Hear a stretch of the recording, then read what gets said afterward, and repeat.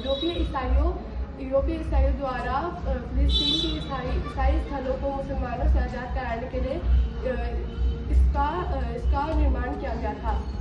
ऐतिहासिक दृष्टि से देखा जाए तो यह यूनानियों और पारसियों के बीच का युद्ध था। 19वीं और 20वीं शताब्दी में यह संघर्ष यूरोपियन तथा ऑटोमन संघर्ष में बदल गया था और क्रूसेड 8 भागों में बटा हुआ है, जिसमें से 4 बड़े क्रूसेड और 4 अन्य छोटे क्रूसेड।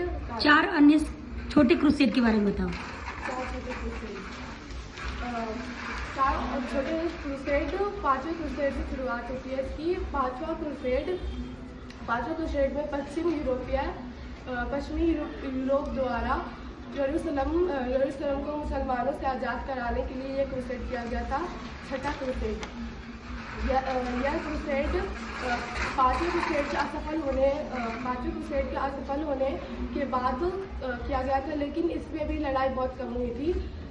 7वां क्रूसेड, इस क्रूसेड में फ्रांस के राजा लुई नवम मुसलमानों की सेना से बहुत बुरी तरीके से हार गया था। 8वां क्रूसेड, इस क्रूसेड में राजा लुई नवम ने मुसलमानों के विरुद्ध क्रूसेड का ऐलान किया था, किंतु यह असफल रहा क्योंकि इसमें राजा लुई नवम की मृत्यु हो गई थी। ईसाईयत मत की संस्थाएं। ईसाईयत के अनुयायियों का प्रार्थना घर गिरजाघर तथा चर्च में प्रार्थना के लिए एक पादरी की नियुक्ति की जाती थी। इनके प्रमुख को पॉप कहा जाता था। पॉप इनके सर्वोच्च गुरु तथा पथ प्रदर्शक होते थे। 5वीं शताब्दी में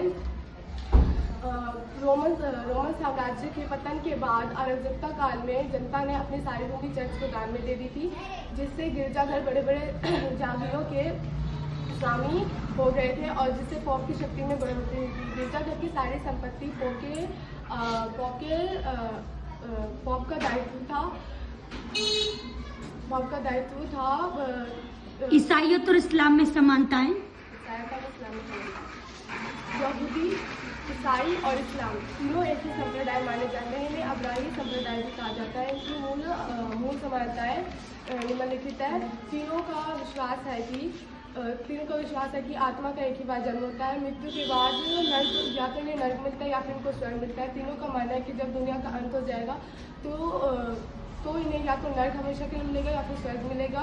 तीनों का यह विश्वास है कि इनका अपना मत सर्वोच्च है और इन्हीं के मतों से ईश्वर को प्राप्त किया जा सकता है। तीनों ईश्वर को एक ही मानते हैं। चौथा, इनका मानना है कि ईश्वर केवल स्वर्ग में रहते हैं। क्लैपिंग करो उसके लिए।